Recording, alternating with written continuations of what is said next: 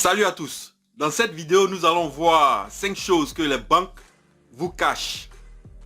5 choses que les banques veulent garder comme un secret. Ce que les banques ne veulent pas que vous appreniez.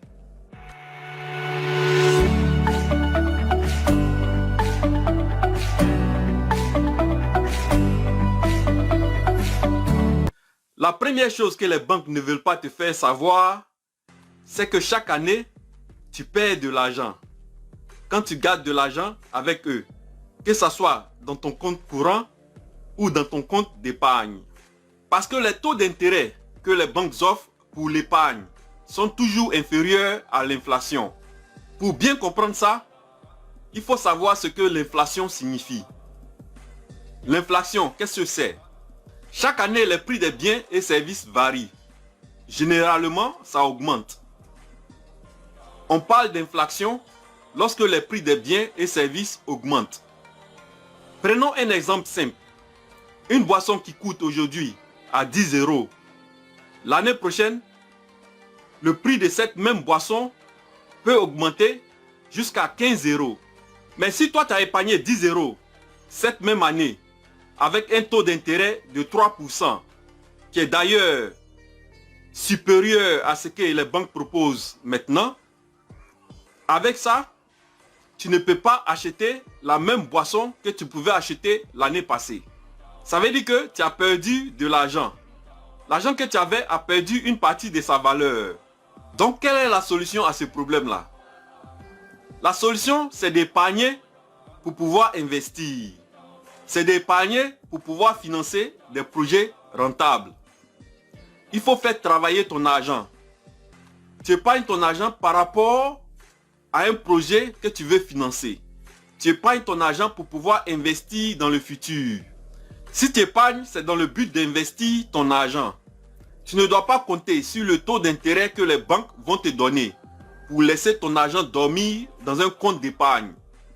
La deuxième chose que les banques veulent garder secret, pour quelqu'un qui ne sait pas ça, il va trouver ça bizarre. À chaque fois que tu dépenses ton argent en utilisant ta carte bleue ou ta carte bancaire, ta banque se fait de l'argent. La carte bancaire est devenue un moyen de paiement présent aujourd'hui partout. Derrière sa facilité d'usage pour les clients, le paiement par carte cache un système complexe de facturation de commissions. Et selon la Commission européenne, ce système peut être remis en cause. Ce que beaucoup de gens ne savent pas, c'est que les commerçants payent une commission à chaque fois que tu utilises ta carte bancaire. Chaque fois qu'un commerçant enregistre un paiement par carte bancaire, il doit payer une commission à la banque. Et c'est ce qui fait que chaque fois que tu utilises ta carte bancaire, ta banque se fait de l'argent. Troisièmement, les crédits de consommation. Les banques savent très bien que les crédits de consommation peuvent facilement plonger les consommateurs dans un cycle de dette. Ce que j'appelle le cercle vicieux. Ça permet aux banques de se faire encore beaucoup de profits. Ça fait que les consommateurs travaillent pour payer les banques. Ils deviennent esclaves des banques. Ce qu'il faut savoir, c'est que les crédits de consommation permettent d'acheter des biens de consommation. Comme par exemple l'achat d'une voiture ou des meubles. Certains utilisent ça même pour financer leur voyage ou leur mariage. Il y a plusieurs types de crédits de consommation. Les prêts personnels, les crédits renouvelables, mais le prêt immobilier ne fait pas partie des crédits de consommation. On a par exemple les cartes de crédit avec des taux d'intérêt très élevés qui peuvent souvent atteindre les 25%. Mais en général, ces taux-là sont au-dessus de 17%. Parce que les banques savent que l'éducation financière ne s'enseigne pas dans le système scolaire classique. Ce qui fait que beaucoup de gens ne savent pas qu'il faut éviter les crédits de consommation. J'ai même écrit un guide sur la recherche financière qui a été téléchargé par plus de 700 personnes. Quatrième chose, les banques n'aiment pas donner du crédit aux entrepreneurs qui débutent. Quand tu es un débutant et que tu as besoin d'argent pour lancer ton entreprise et que tu n'as aucun bien pour soutenir le crédit que tu veux les banques te fuient. Même quand tu commences et que ton affaire commence à marcher et que tu te fais un peu de profit, c'est toujours difficile d'avoir un crédit avec la banque pour agrandir ton affaire. Mais c'est quand ton affaire commence à te rapporter beaucoup d'argent, tu te fais beaucoup de profit, que les banques courent pour te proposer des crédits.